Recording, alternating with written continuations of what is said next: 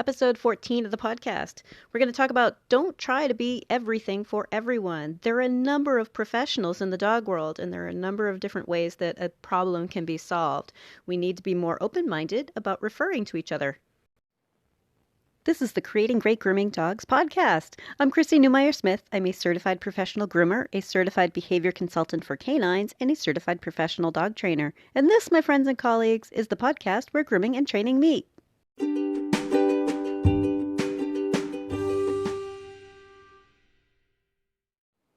Don't try to be everything for everyone. Today I want to talk about some of the roles, the professionals in our dog's world. And you know what? Let's start off with the most obvious. Let's talk about the vet. So the vet is their dog's primary care doctor. And in kid terms, I'm going to use a lot of kid terms here, but in kid terms, that would be like the pediatrician, right? They're your primary care doctor. They are the ones that should know your dog best. Right? Your vet techs, they are animal nurses. They are not the vet's helper. They're a legitimate career in and of itself. Many vet techs are specialists. Like I know for a fact that there's a behavior track for vet techs to specialize in behavior. So they aren't just, the vet's helper. I remember when I was a vet tech, people ask me like, so do you want to be a vet when you grow up? I'm like, I'm 30 and I'm a vet tech. Right? Like, they don't realize they're being kind of condescending. They're like, oh, that's so encouraging. You're the vet's helper. Right? We need to start thinking about them as nurses, right? Another professional in the dog world is a vet behaviorist. Now, a vet behaviorist is a veterinary specialist. Sort of like the veterinary dermatologist or the veterinary neurologist, but someone who went to vet school and then did additional training beyond that to have this specialty.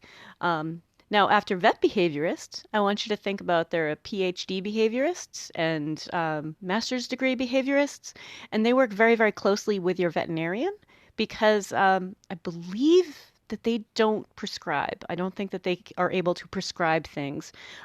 So they take their working knowledge of the kind of medications and stuff that they would recommend and the testing that they would recommend and the behavioral components that they would try to change. And they work closely with veterinarians so that everybody is on board together, helping your dog be great. Now the next one, trainer. All right. I want you to think about your trainer as kind of like a school teacher. Right? So, again, I'm talking in terms of kids, but think about a trainer is the one who teaches those basics. All of those basics are so very important. That's a specialist. That's someone who understands how to teach dogs how to walk on a leash, how to sit politely, how to be a well-behaved, well-mannered dog in home and outside the home. For the average Joe, a trainer is all they're ever going to need for most of the stuff that they're going to want to do, right? Love our trainers. Trainers are awesome. Now, behavior consultants, and yeah, I'm a trainer, so, I can't help it. Behavior consultants, there are a couple of different versions of like the Certification Council for Professional Dog Trainers has the Certified Behavior Consultant for Canines designation. I have that one. The International Association of Animal Behavior Consultants has one also. They're basically a trainer level specialty. So it doesn't imply further schooling. It implies, like through the college education system, it implies more of a professional schooling. Like these are things that we've done professionally to continue and testing and being reviewed by our peers. But behavior consultants, I want you to think about them as the guidance counselor at school. Right? They deal with the problem solving. They look at what's going on and try to get a larger view of where a problem is coming up and how we can fix that. So they work pretty closely with veterinarians also, or at least I hope they do. I do. I'm often sending people to the vet, or sometimes the vet and I are sending them to a veterinary behaviorist because, there's a lot of different gradients here, right? So another professional in your dog's life is the groomer, who is the hairstylist and nail tech and all of those things. Don't try to be everything for everybody, but I know there's a lot of overlap here because certainly I'm a trainer, behavior consultant, and a groomer, right? But not everyone has more than one profession, right? So the groomer has their their specialty. And it's another great skill set. They're professionals also. This is a career. All of these are careers, okay? Um, Now, getting into dog sports, right? So if you have a problem and you're thinking, oh, I'm talking to the person who teaches agility or flyball or obedience or nose work, right? I want you to think about those as sports coaches, okay? Again, thinking in terms of kids. They may also be trainers or behavior consultants or veterinary technicians or veterinarian, or they could be sport parents, right? Like they could be other dog owners who are really into a sport. And I got to tell you, I compete in flyball with my dogs. Would I take on teaching people flyball? No. For me, it's a hobby. It's something I enjoy. So I'm not, going to say, oh yeah, I could teach any dog flyball. So within dog sports, you find a wide variety of skill levels there also. And dog sports especially can vary quite a bit.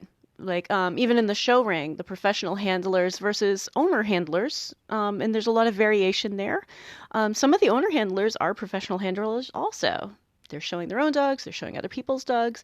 So there are lots of different variations and gradients here. Another one of the professions in a dog's life, right, is the breeder. And I want you to think about a good breeder as the family member who keeps track of the whole family, right? In human terms, that would be like, hey, Grandma, do you remember, like, if any of us kids were like this when we were little? Oh, yeah, you were like that. And you know what? Your dad was like that, too. So don't worry that your kid's like that because at about 4 years old, it's going to all wash through. It'll be fine, like, so they keep track of the family stuff and they know that family very, very well. So, for instance, there are times where I'll ask people to talk to a breeder. If, like, for instance, I had somebody with a dog who was quite large, and they were talking about, like, hey, like, what should we be feeding him at this age while he's still growing and he's one of these large breeds? And my general advice is to talk to the breeder and find out what they recommend and then run that past their vet, right? Talk to the breeder first so that you can talk to the vet knowing what the breeder has told you, right? Because every breed has some different things, right? Now, doggy daycare, I want you to parallel that with human daycare. So, doggy daycare, ideally, those professionals know how to observe safe and normal play, right? They're making sure that the dogs are all having a good time. They're looking at the interactions. They're looking at the health of the dogs before they even walk through the door. But they're looking at those interactions and they're watching for normal play. And sometimes they end up seeing something that they're like, ooh, oh, that changed. That's a little interesting. I think I'm going to refer you to somebody, right? But they're specialists also. Your dog walker or pet sitter, I want you to parallel that with a kid's nanny, right? This isn't just the teenager that's watching your kids. And I say that, as one of the people who, as a teenager, watched an awful lot of kids. But I want you to think about your dog walker or pet sitter as another professional who is skilled at knowing what is normal for a dog. Like they know how to give medications. They have an idea of what to do for first aid. They understand what's normal for your dog. They're going to take very, very good care of your dog, right? Now, the next one I'm going to list off is a rescue or foster homes. And you know what? The thing is that, like I said, there's so much overlap for many of these professions. But one of the things that I see pretty often that I want to caution you about is that sometimes with rescues and fosters, they don't really have any sort of formal background. What they have is a huge heart, and that is awesome. They have a huge heart. They're giving, loving, they just want to save all the animals, and that's awesome. But don't necessarily think that, don't necessarily think that they're going to say, oh, this is how you handle it. This is how you fix this problem, as if they're a professional too, because in many cases they are not. Like I said, they're volunteers. They have big, big hearts. So take that with a grain of salt. Find out, like, well, what else is your background in animals? Because one of the things that I see pretty often coming from rescues and fosters is that everything a dog does is seen as, like, related to their history of abuse or neglect. And I think that that's kind of making people feel like there's no training around it. If I had a penny for every dog that I was told was abused, I'd be rich, right? Like, I don't see an awful lot of signs of abuse. Most of the time, I see dogs that just never learned anything. So, kind of take that one with a grain of salt. Some rescue people have a huge amount of experience. So, always ask. Now, another bunch of people in your dog's world, right? I want to list the other dog owners and the other breed owners. Breed owners specifically, because sometimes you find like lists online of breed owners, right? And I want you to think of them as a local group of parents, right? You're kind of running things past the other third graders' parents, like, hey, do you guys find that your kid's having a real hard time with this subject too? Is it our teacher? Is it just hard in third grade? Like they're running it through other lay people. And then of course owners. Owners are the ones who, from a professional point of view, I want you to think owners know their dog very, very well. What I find with owners is that they don't necessarily interpret what they're seeing very well. So, we've talked about observing a behavior and taking away the story, and to think about what we're actually seeing versus the way that we interpret it. Once I teach owners like, hey, let's just look at what you see, they are actually pretty observant. They know their dogs very, very well. So these are some of the roles, and I want you to think about the fact that we shouldn't be trying to be everything for everyone. There are a lot of professions and there's a lot of specialization, and I think it's really important for us all to be able and willing to say, I want to send you to this person, right? That's just being a professional, right? There are trainers I send to, there are groomers I send to, like, hey, you know what? I don't do that, but I will send you to someone who does. That's all right. Or, you know what? I think that someone else will help you better. Or I would like for you to go to your veterinarian first. And, your veterinarian may decide to send you to a vet behaviorist instead of a behavior consultant, right? There are lots of ways that we can work through a problem with a dog by working cooperatively. And I think that the dog world can be so, how do I want to word this?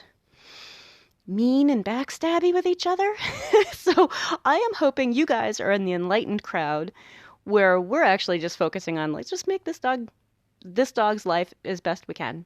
Woohoo! Have a great life and teach our owners, and we all work together.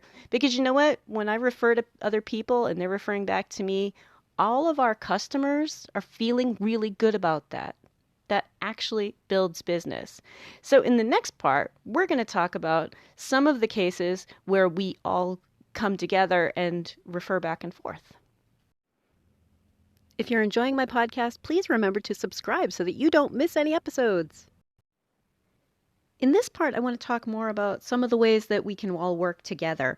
So let me give you a couple of examples. If someone contacts me and says, my dog has always been good, but now is whatever, right? My first thought is, I want to send you to the veterinarian and make sure that there's nothing going on with your dog's health. For a couple of reasons. Well, first of all, a dog who is having some sort of pain or some sort of irritation can be, more irritable, right? Like that there could be a physical component to why this dog is acting different now, right? That's a great example of, I'm going to send you to the vet. And then the vet will check things over and then may say, you know what? I think a good training class would be good for that. Or I think a special shampoo, like they might have something that in their skill set that's entirely different than the advice we would give. Another example, this just keeps getting worse. Anytime someone tells me something just keeps getting worse, my thought is, all right, something has gone wrong. Let's take a closer look, right? Like whatever it is that we've been working on or trying isn't working now. So if you're a groomer and a dog just keeps getting worse, that's a great time to say, you know what? Let's have you talk to your trainer or behavior consultant or veterinarian or whoever you've been working with to find out, like tell them that I am experiencing that this dog is worse on the grooming table for me. and it's continuing to get worse, so that we can reestablish a baseline and and get making progress. Because there are times where, a groomer is just not really conveying that to the owners. They're like, oh, this dog, they say he's working on it, but come on, really? This dog's just a jerk. And again, we've talked about it before. A jerk is a story, right? We need to talk about how, well, I notice he is getting worse for this. And then find out what they're doing at home. And then find out if they've talked to a trainer, if they've talked to somebody else about it, and if they have pursued this, right? That's an owner's responsibility. We've talked about that in the past, that it's an owner's responsibility to make sure their dog can be cared for. Now, another example, if a customer comes in to doggy daycare or anywhere, or comes into the groomer or as a trainer, if they say, you know what, can you just look at his skin? His skin is so whatever. As a groomer, I'm not thinking, oh, let me pick out a shampoo, right? As a groomer, I'm thinking, has he been to the vet? Right? Like, that's a send you to the vet. His skin is a veterinary problem at the moment, and find out what's going on. Because, we all know that owners will try to, just bring it up at a grooming shop or at the doggy daycare or something, like, oh, you know what? I think he just needs hypoallergenic, And, we want to encourage them to find the right professional, to find the correct information and have a solution set. And that might not be within the scope of my job. That might be in the scope of someone else's job, right? So even something like skin, and I know groomers are kind of like, what? No, we have all these products. But you know what? Have the vet check first, because skin can also be a sign of something internal is going on, right? Always vet check first. And if the vet says, everything seems fine, just a little bit of flakiness, okay, then the groomer just decides, well, what do I want to do for a shampoo for this particular dog, right? So there are lots of times that we should be referring out, and that makes us look good. All right. I think that a lot of the time people are so worried about losing business or trying to be everything for everyone, and that makes you look bad. You want to look good. You want to be the one who said, you know what? I want you to call your vet. I'll check in and see if the vet wants me to do anything in particular next time. There are times I'll follow up with somebody's vet. Sure. That's all of us being professionals with each other. If groomers want to be treated like professionals by veterinary staff, we need to act like professionals, right? If doggy daycares want to be treated like professionals, we need to act like professionals. Now, personally, I think we're all professionals, right? But we do need to be thinking about the best way for someone to find a solution to a problem with their dog is to go with the right professional for it, right? Here's another example. Anytime someone says, my dog doesn't like whatever, right? So I go into trainer mode or behavior consultant mode as soon as they do that. Like, my groomer hat flies off. I'm not in groomer mode anymore. I'm like, okay, what do you mean she doesn't like it when? And what exactly does that mean? And there are ways to look into that. And that might be, okay, I need to send you to someone who is going to help you with this behavior, because some of these behaviors can be dangerous. Right? She doesn't like it if you pick up her foot. Well, that could be a health problem. That could be I just don't like people handling my feet, and I'm willing to take your arm off for it, right? So we need to think about all of these other professionals working together, right? If someone comes to you with a dog that's being really hard to handle, I want you to say, you know what? I won't be able to groom him anymore if this behavior continues. I have a safety policy. We've talked about this, right? For the groomers, right? I have a safety policy, and I am not going to continue down this line with this behavior as it is continuing, right? Sometimes we need to put in a hard line, because there are a number of people who'll be like, I don't plan on working on that. She'll keep grooming him, right? Or the doggy daycare will still take him. I don't plan on working on this. Don't make things easy for people. Don't let them push you into situations that you know are dangerous. Right? If a dog is being aggressive in any way, you know what? That's okay. Send them to somebody else. Help an owner make the right choices and help them find the information they need. If they choose not to, they aren't being a safe owner. They're not encouraging their dog to be good. They're not part of our safety policy, and therefore they aren't a good customer. Right?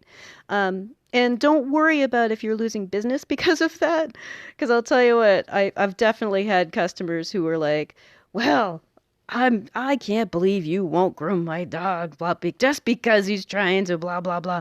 But they complain to somebody else, and I hear later like, yeah, he's trying to complain about you, and I realized that dog's trying to hurt you. Like, people are onto it. People get it when another dog owner is like, oh, nobody wants to groom my aggressive dog. Like, so don't worry about losing business. And don't worry about losing business if you refer to somebody else. I only do house call grooming. If somebody has a dog that's too large for me to groom as a house call, oh yeah, of course. I send them to somebody who can groom him.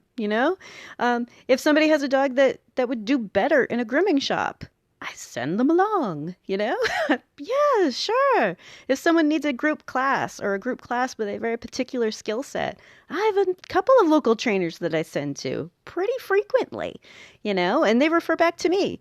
So I think in general, we all need to start thinking about all of the different roles that we play and working together and seeing each other as specialists, right? Seeing each other as career paths and knowledgeable and being professional, right?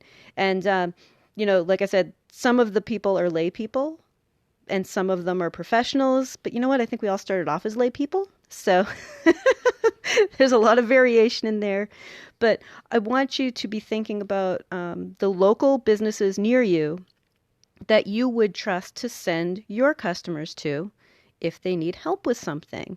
And let's talk about, maybe fostering some relationships there. And actually, if you want to get onto the Facebook group for creating great grooming dogs, that might be a nice way to do it, right? Find out who else is listening to this podcast, who else is getting the vibe, okay? So have a great week and stay curious.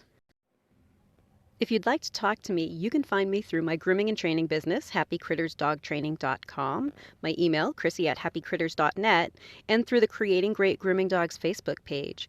And we have these awesome devices in our pockets that allow us to do live video with each other. I can help you with the dog on your table. We can set up live lessons, and you may be surprised at how much we can get accomplished together via video.